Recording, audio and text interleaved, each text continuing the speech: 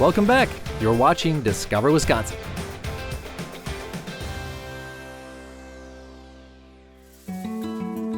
Cambridge, Wisconsin has a long history with pottery and a large community of local artists who keep the tradition alive. I met with local potter Mark Skudlarek at his studio, Cambridge WoodFired Pottery, and talked with him about his own work and using a wood-fired kiln, as well as Cambridge's history with the art form itself, which began with Roe Pottery, an artisan studio and handcrafted manufacturing facility that's still in operation today. Back in the late 70s and early 80s, Jim Roe started doing reproductions of early American salt glazed pottery. And within a matter of a short period of time, he went from being self-employed to, I don't know, probably about 6-7 years later, employing nearly 100 people. A lot of people thought that potters came here because of clay, and really it was because of the market. I came here specifically because the market was already established, but as that demand declined, potters continued to live in the area, because they established their families here and, right. And stuck so around. They created their own studios. Exactly. Yeah. That's really, why we're still kind of entrenched in clay in this Cambridge area.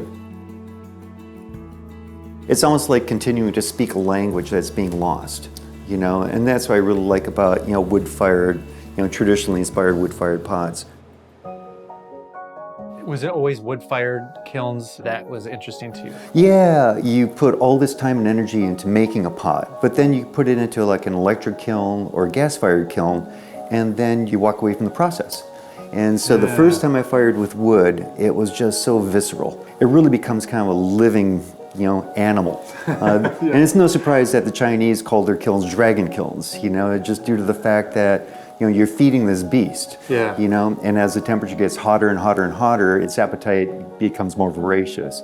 So that whole process of wood firing, really intrigued me. The other thing too is a sense of community, because I fired this kiln for 7 days, and there's no possible way that I could stay up for 7 days, and fire the kiln. So we take 6-hour shifts. And so I have a lot of friends or the potters that come and help me stoke the kiln. Unpacking the kiln, you basically sort of open this thing up and there's going to be treasures inside.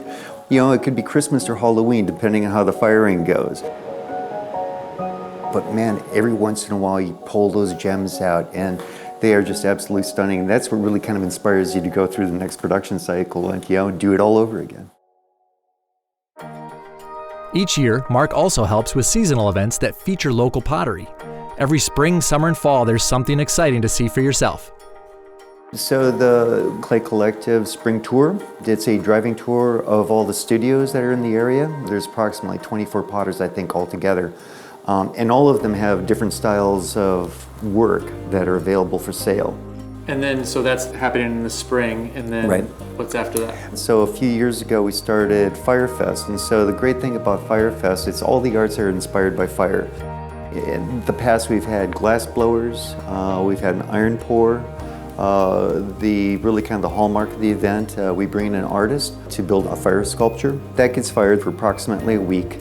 And then Saturday evening, we reveal the sculpture at top temperature around 2,300 degrees Fahrenheit. And so the panels open up. We throw sawdust on it, so you get this big plume of flame coming off of it. So it's all really dramatic. It's something I really enjoy doing. That's the greatest thing for me anyway, is that I don't really look at myself as, when I wake up and come into the shop, going to work. I get to do this another day. I always tell people I retired when I was 29 after my apprenticeship.